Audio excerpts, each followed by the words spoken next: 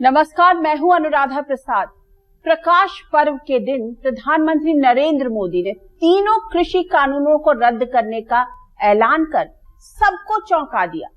सियासतदानों और कुछ किसान नेताओं ने इसे सरकार की हार और अपनी जीत के तौर पर पेश किया, लेकिन सरकार के इस फैसले को हार या जीत के नजरिए से देखना ठीक नहीं होगा। इसे लोकतंत्र की मजबूती की दिशा में उठाए गए कदम के तौर पर देखना चाहिए, जहां लोगों की भावनाओं की कद्र करते हुए सरकार ने अपना हट छोड़ना बेहतर समझा। किसी भी मुद्दे पर नहीं झुकने वाली मोदी सरकार ने देश के 1 अरब 35 करोड़ लोगों को संदेश देने की कोशिश की कि तीनों कृषि सुधार कानूनों को लाने के पीछे उनकी मंशा नेक थी, लेकिन सरकार अपनी बात किसानों को समझा नहीं पाई। ऐसे में लोकतंत्र का सम्मान करते हुए तीनों कृषि कानूनों को रद्द करने का फैसला लिया गया। पीएम मोदी के ऐलान के बाद लगा कि आंदोलनकारी किसानों की बड़ी मांग मान ली गई और अब किसान वापस अपने घर और खेतों को लौट जाएंगे। लेकिन कई किसान संगठन ने आंदोलन को जारी रखने का फैसला किया है। ऐसे में सवाल उठता है कि आखिर किसान चाहते क्या हैं? क्या किसानों का आंदोलन पूरी तरह सियासी हो चुका है? क्या किसान नेता देश की राजनीति को प्रभावित करने की क्षमता रखते हैं? कृषि प्रधान भारत में किसान हमेशा से एक बड़ा वोट बैंक रहे हैं। आजादी के पहले और बाद में किसान आंदोलनों ने बड़ी बड़ी ताकतों को अपनी मांगे मानने पर मजबूर किया। ऐसे में आजादी के ठीक पहले से अब तक के सभी बड़े किसान आंदोलन के चरित्र और चेहरे को समझना बहुत जरूरी है, जिसे समझाया जा सके कि देश में किसानों ने कब कब आंदोलन खड़ा किया और उसका असर कितना हुआ और इन आंदोलनों से किस तरह की राजनीतिक धारा का जन्म हुआ।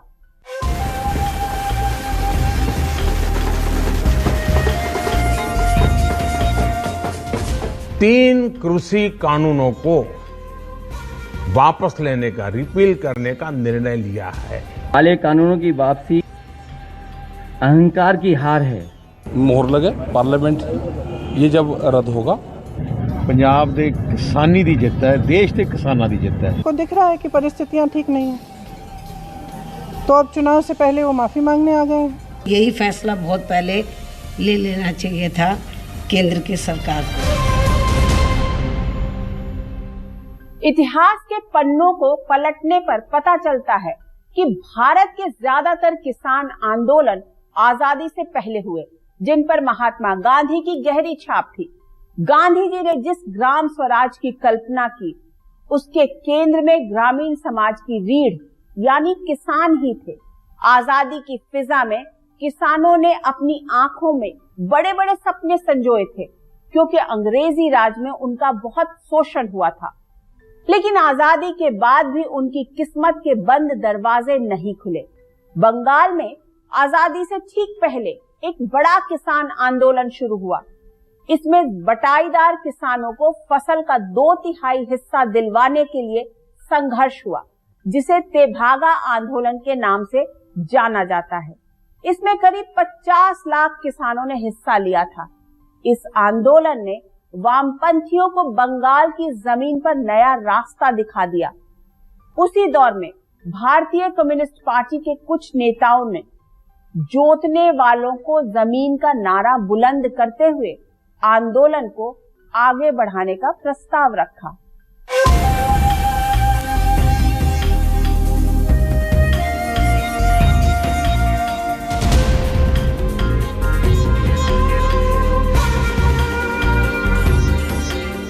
बंगाल में पट्टे पर खेती करने वाले किसानों की हालत में कोई सुधार नहीं हो रहा था। उन्हें अपनी पैदावार का आधा हिस्सा जोतदारों यानी खेत के मालिकों को देना पड़ता था। ऐसे में बंगाल के गरीब किसानों ने आंदोलन छेड़ दिया। वो साल था 1946 का। इसे नाम दिया गया तेभागा आंदोलन। आंदोलनकारियों की मांग थी कि जोतदारों को पैदावार का सिर्फ 1/3 हिस्सा ही दिया जाए, 2/3 हिस्सा बटाईदार अपने पास रखें। देखते ही देखते तेभागा आंदोलन बंगाल के 19 जिलों में फैल गया। इसका सबसे बड़ा कारण था कि जो बंगाल लैंड रेवेन्यू कमीशन थी, उसकी रिपोर्ट भी इन्हीं के फेवर में थी कि जो आधा फसल लैंड रेवेन्यू के रूप में ली जाती है वो बहुत ज्यादा है, उससे किसानों का हक मारा जाता है। शुरुआती दौर में इस आंदोलन से राजवंशी क्षत्रिय किसान जुड़े, लेकिन जल्द ही मुसलमान, हाजोंग, संथाल और उरांव भी इससे जुड़ गए। तेभागा आंदोलन के दौरान पहली भिड़ंत दिनाजपुर जिले के अटवारी इलाके में हुई। किसान सभा के सदस्य एक बटाईदार की फसल काटने गए। पुलिस ने इस मामले में एक किसान नेता को गिरफ्तार किया।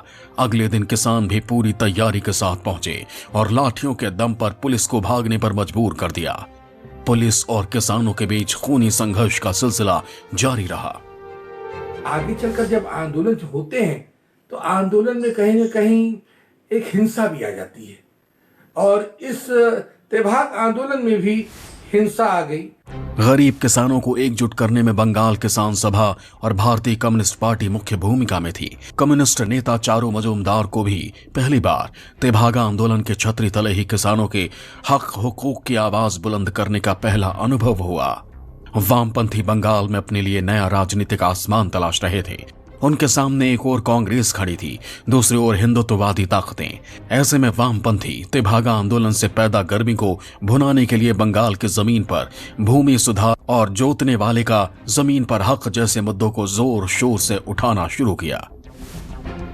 उसी के बाद वामपंथी पार्टी इस्टेब्लिश हो गई थी बंगाल में, और उन्होंने ये गारंटी किया था कि जो शेयरक्रॉपर है, जो खेती करते हैं, उनका उतना ही हक रहेगा जमीन में जितना जमींदार और रायत का रहेगा। आजादी के बाद भी बंगाल की जमीन पर शुरू हुआ किसानों का यह प्रचंड आंदोलन चलता रहा, लेकिन पुलिसिया कार्रवाई की वजह से धीरे धीरे किसानों का यह बड़ा आंदोलन दम तोड़ने लगा। उसी दौर में किसानों का एक बड़ा आंदोलन हैदराबाद रियासत की सामंती व्यवस्था के खिलाफ तेलंगाना में भी चल रहा था। इसे आधुनिक भारत में किसानों का सबसे बड़ा गुरिल्ला संग्राम माना जाता है। बात 1947 की है। तेलंगाना के स्थानीय देशमुखों ने पटेल और पटवारियों की मदद से इलाके की ज्यादातर उपजाऊ जमीन पर कब्जा कर लिया था। सामंतों को हैदराबाद के निजाम का समर्थन था। तेलंगाना के सामंत यानी देशमुखों ने किसानों और खेतिहर मजदूरों का बेहिसाब शोषण करना शुरू कर दिया। ऐसे में देशमुखों के अत्याचार से त्राहिमाम कर रहे किसानों ने ऐलाने जंग कर दिया। बाद में इस आंदोलन से कम्युनिस्ट भी जुड़ गए और किसानों के साथ मिलकर आंदोलन को आक्रामक बना दिया। कम्युनिस्टों के हाथ में पहले से ही रजाकारों द्वारा छोड़े गए भारी मात्रा में हथियारों का ढेर लग चुका था। कम्युनिस्टों ने जमींदारों की आलीशान हवेलियों पर कब्जा कर लिया। उनकी जमीन और संपत्ति गरीब मेहनतकश किसानों में बांट दी और किसानों से जमीन का लगान नहीं देने की अपील की।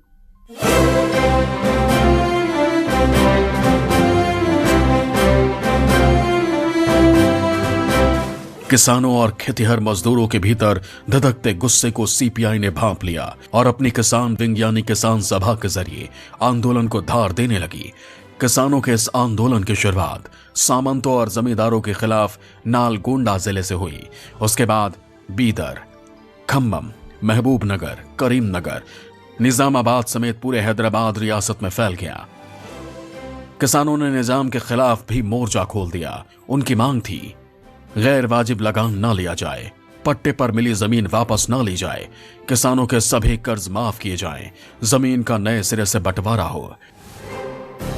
तेलंगाना वाला आंदोलन ज़्यादा इफेक्टिव रहा और इसने काफ़ी सारे लेवल पे परिवर्तन किए, जिसमें इवन महिलाओं को लेके और इवन जो जिसको कहना चाहिए कि सो कॉल्ड लोअर कास्ट के जो तबके थे वहाँ पर, उन तबकों को लेकर भी ये आंदोलन चला गया।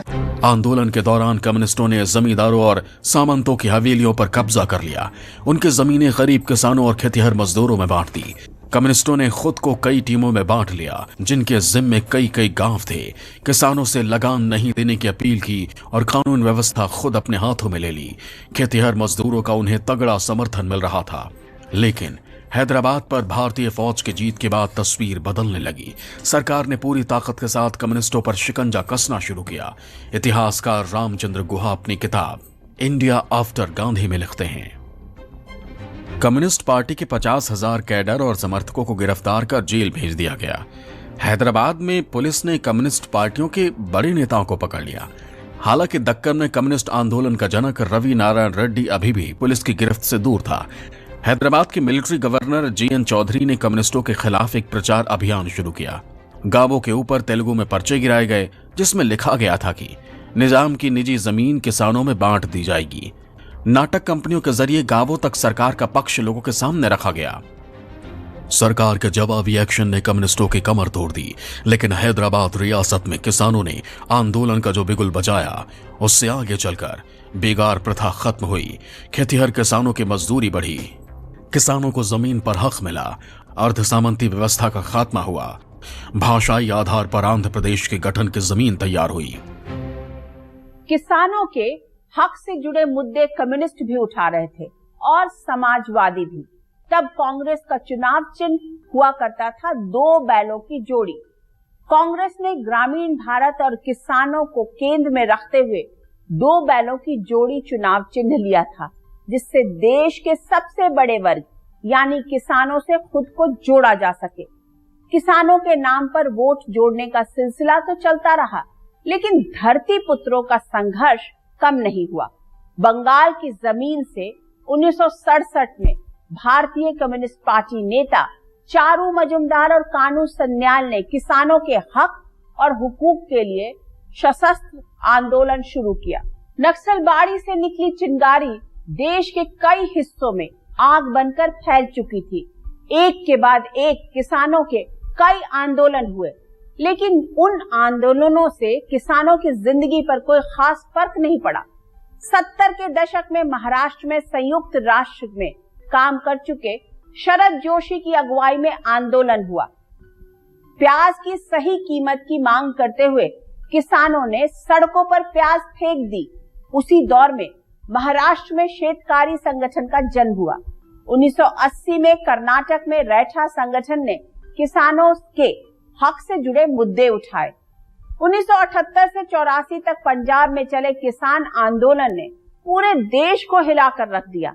भारतीय किसान यूनियन ने पंजाब में गेहूं और धान की ज्यादा खरीद दर, बिजली, डीजल और खाद में सब्सिडी और कर्ज माफी की मांग की। भारतीय किसान यूनियन ने चंडीगढ़ में पंजाब राजभवन का घेराव किया, जो 1 हफ्ते तक चला।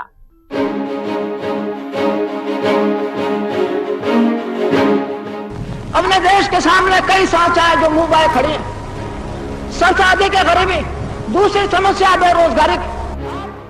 साल 1979 में लाल किला के प्राचीर से जब बतौर प्रधानमंत्री चौधरी साहब ने राष्ट्र को संबोधित किया, तो चौधरी साहब को देश के किसानों की कम कमाई बड़ी समस्या के तौर पर नहीं दिखी। उनकी प्राथमिकता सूची में भी किसान नीचे ही रहे। सियासत के मिजाज से अलहदा किसान अपनी पूरी ताकत खेतों में झोंके हुए थे, बगैर किसी फल की चिंता किए कर्म पथ पर आगे बढ़ रहे थे। देश को अनाज के मामले में आत्मनिर्भर बनाने में जुटे हुए थे, लेकिन खुद उनकी आर्थिक हालत दिनों दिन खराब होती जा रही थी। महाराष्ट्र के किसानों की आवाज को 70 के दशक में बुलंद किया युवा अर्थशास्त्री शरद जोशी ने। शेतकारी संगठन नाम से किसानों की बड़ी छतरी तानी गई। भारत बनाम इंडिया के नाम पर भूमिपुत्रों को एकजुट करने का काम शुरू हुआ। महाराष्ट्र में किसानों के आंदोलन की शुरुआत प्याज, सूत और तंबाकू की सही समय पर सही कीमत दिलाने के लिए हुई। उस दौर में महाराष्ट्र में प्याज की कीमतों में भारी गिरावट की वजह से सूबे के लाखों किसान सड़कों पर आ गए थे। कर्नाटक राज्य रैयत संघ ने किसानों की आर्थिक सामाजिक स्थिति सुधारने को लेकर बड़ा आंदोलन छेड़ा। इस संगठन ने न सिर्फ गन्ना उगाने वाले किसानों के शोषण का विरोध किया, बल्कि बहुराष्ट्रीय कंपनियों के खिलाफ भी आंदोलन खड़ा किया। आजादी के बाद तमाम इलाकों में जो किसान संगठन बने और किसानों के कई बड़े बड़े नेता उभरे, समय के साथ वो बदल गए और उनका रंग ढंग, उनका तेवर, उनका मिजाज वो सब बदल गया। हरित क्रांति की सबसे चटक छाप पंजाब में दिखी। खेती के तौर तरीकों में बड़ा बदलाव हुआ। आधुनिक खेती से किसानों की लागत बढ़ी। किसानों को लगा कि पैदावार की ज्यादा कीमतें मिलनी चाहिए। ऐसे में 1978 से 84 के बीच यानी 6 वर्षों तक कई बार किसान गेहूं और धान की खरीद मूल्य बढ़ाने के लिए सड़कों पर उतरे। पंजाब में किसानों के प्रदर्शन की अगुवाई कर रहा था भारतीय किसान यूनियन। उसके बाद ही अगर आप देखेंगे काफी हद तक जो पंजाब में सब्सिडी आई, बाकी चीजें आई, उसका उस एजिटेशन के बाद ही ये सब हुआ था। पंजाब के किसान गेहूं धान की ज्यादा खरीद दर, बिजली डीजल पर सब्सिडी, रासायनिक खाद पर सब्सिडी और कर्ज माफी की मांग पर अड़ गए। वो साल 1984 का था, महीना मई का। भारतीय किसान यूनियन ने चंडीगढ़ में राजभवन का घेराव किया। करीब 30 से 40 हजार किसान राजभवन के बाहर डट गए। किसानों का राजभवन घेराव एक हफ्ते तक चला। पंजाब में एग्रीकल्चर सिवाय और कोई इंडस्ट्री थी नहीं, तो उनका इस बेस पे आंदोलन शुरू हुआ था कि एग्रीकल्चर शेयर बढ़ाई जाए। इस किसान आंदोलन में जाट और सिख किसान थे। सियासी पार्टियों ने अपनी वोट बैंक के हिसाब से किसानों के समर्थन और विरोध में मोर्चा संभाल रखा था। उस दौर में पंजाब में खालिस्तान समर्थन उग्रपंथियों की तादाद तेजी से बढ़ रही थी। जरनैल सिंह भिंडरावाले के हौसले बुलंद थे। ऐसे में नए संकट को देखते हुए सरकार ने सेना बुला ली और किसानों का एक बड़ा आंदोलन बिना किसी नतीजे के खत्म हो गया। आज से करीब 33 साल पहले भी दिल्ली में किसानों की धमक सुनाई दी थी। तब देश के प्रधानमंत्री की कुर्सी पर थे राजीव गांधी। किसान नेता महेंद्र सिंह टिकैत की अगुवाई में दिल्ली के बोट क्लब पर 14 राज्यों के 5 लाख से ज्यादा किसान जमा हुए। किसानों की बड़ी मांग थी गन्ने का समर्थन मूल्य ज्यादा मिले और बिजली पानी फ्री हो। किसानों ने विजय चौक से लेकर इंडिया गेट तक कब्जा कर लिया। पूरी दिल्ली ठप हो गई थी। बोट क्लब किसानों की बैलगाड़ियों और ट्रैक्टर से भर गया था। सरकार के बार बार चेतावनी देने के बाद भी किसान हटने को तैयार नहीं थे। मंच से महेंद्र सिंह टिकैत ने ऐलान किया, खबरदार इंडिया वालों, दिल्ली में भारत आ गया है। किसानों की इस प्रचंड आंदोलन को देखते हुए राजीव गांधी सरकार को भारतीय किसान यूनियन की सभी 35 मांगों को मानने का भरोसा देना पड़ा। उसके बाद ही आंदोलन खत्म हुआ। तब उस आंदोलन की अगुवाई कर रहे महेंद्र सिंह टिकैत के बेटे राकेश टिकैत आज के किसान आंदोलन के नेता हैं। वो साल 1988 का था और महीना अक्टूबर का। दिल्ली के वोट क्लब पर लाखों किसान अपनी बैलगाड़ी और ट्रैक्टर के साथ जमा थे। किसानों की अगुवाई कर रहे थे लंबी चौड़ी कदकाठी वाले भारतीय किसान यूनियन के नेता महेंद्र सिंह टिकैत। हम देखते हैं कि चौधरी टिकैत जी के नेतृत्व में भारत के किसानों का जो आंदोलन खड़ा हुआ, वो भारत नहीं पूरी दुनिया में पूरा असर डालता है। धरती का सीना चीरकर अनाज उपजाने में व्यस्त रहने वाला किसान राजधानी दिल्ली में अपनी मांगों के साथ सीना ताने खड़ा था। किसान बिजली, सिंचाई की दरें घटाने और फसल के उचित मूल्य समेत 35 सूत्रीय मांगों के साथ दिल्ली में जमे हुए थे और किसानों की धमक पूरा देश ध्यान से देख रहा था। तत्कालीन प्रधानमंत्री राजीव गांधी इस गुणा भाग में लगे थे कि किसानों को वापस कैसे लौटाया जाए। किसानों के जिद और अटल इरादों के आगे सरकार की एक नहीं चली। राजीव गांधी सरकार ने जब किसानों की 35 सूत्रीय मांगों को मानने का भरोसा दिया तो किसान वापस अपने घरों और खेतों की ओर लौट गए। ज्यादातर किसान आंदोलनों ने नई सियासी धारा को जन्म दिया। पश्चिम बंगाल में सिंगूर और नंदीग्राम आंदोलन से ममता बनर्जी सत्ता तक पहुंची। यूपी का भट्टा परसोल हो या फिर उड़ीसा का पॉस्को विरोध आंदोलन, किसानों के हर आंदोलन में सियासत ने अपने लिए संभावनाएं टटोली। सभी सियासी पार्टियों ने अपनी क्षमता और सहूलियत के हिसाब से वोट की फसल काटी, पर किसानों की आर्थिक हालात में कोई खास सुधार नहीं हुआ।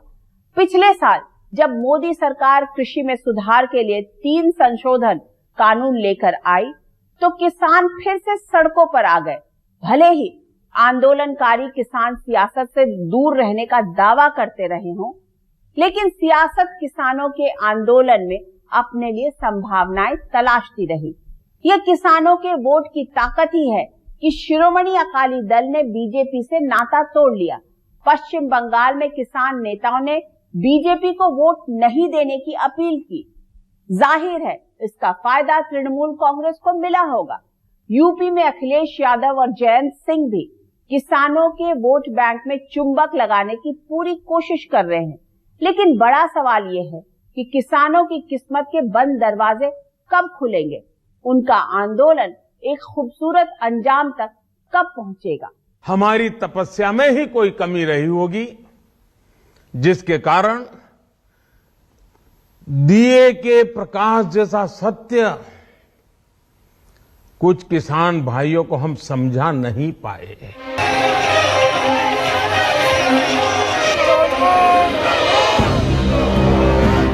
पिछले साल भर से किसान दिल्ली बॉर्डर पर जमे हुए थे। मोदी सरकार के तीनों कृषि संशोधन कानूनों को रद्द करने की मांग पर डटे हुए थे। दरअसल पीएम मोदी ने 2022 तक किसानों की आमदनी दोगुनी करने का लक्ष्य रखा था। इन कानूनों को भी उसी लक्ष्य को हासिल करने की दिशा में एक कदम के तौर पर सरकार देख रही थी, लेकिन आंदोलनकारी किसानों के जिद के आगे सरकार को कृषि कानून वापस लेने का ऐलान करना पड़ा।